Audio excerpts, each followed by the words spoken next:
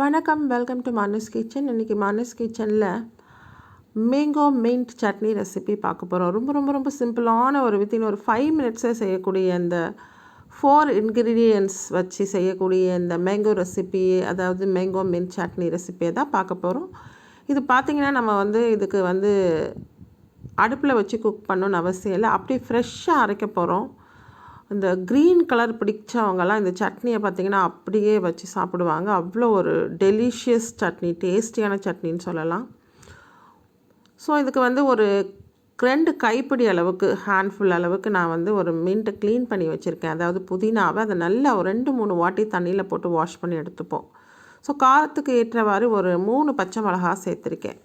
உங்களுக்கு இன்னும் கொஞ்சம் காரம் வேணும்னாலும் ஒரு 5 கூட நீங்கள் சேர்த்துக்கலாம். 2 கைப்பிடிக்கு நல்லாவே இருக்கும். ஸோ இதில் நல்ல ஒரு புளிப்பு மாங்காவில் ஒரு ஹாஃப் மாங்காய் எடுத்திருக்கேன். அதோடு சேர்த்து ஒரு துண்டு இஞ்சியுமே சேர்த்துருக்கோம். அவ்வளவுதாங்க. தேவையான அளவுக்கு சால்ட்டு போட்டு ஒரு பிளெண்ட் பண்ணி அரைச்சி எடுக்க போகிறோம். அவ்வளோதான். ஒரு சூப்பரான க்ரீன் கலரில் நல்ல ஒரு புளிப்பாக, ஃபைனலாக கொஞ்சம் லெமனுமே அதில் சேர்த்துக்க போகிறோம். அந்த டேஸ்ட்டு பார்த்திங்கன்னா நீங்கள் ஈவன் ஒரு தோசைக்கோ, ஒரு வெரைட்டி ரைஸ்க்கோ, ஒரு தயிர் சாதத்துக்கோ வச்சு சாப்பிட்டிங்கன்னா அவ்வளோ ஒரு டேஸ்ட்டாக இருக்கும். நல்ல டைஜஷன் கூட. ஈவன் புதினா பார்த்திங்கன்னா அந்த நல்ல சளியை கரைக்கக்கூடியது அப்படின்னு கூட சொல்லுவாங்க.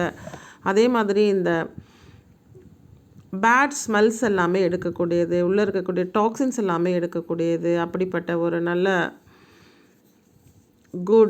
நல்ல விஷயத்தை கொடுக்கக்கூடிய அந்த மின்ட் அண்ட் மேங்கோ சட்னி பண்ணியிருக்கோம். நீங்களும் இது பிடிச்சிருந்தா ஒரு லைக் கொடுங்க, ஷேர் கொடுங்க. தேங்க்ஸ்.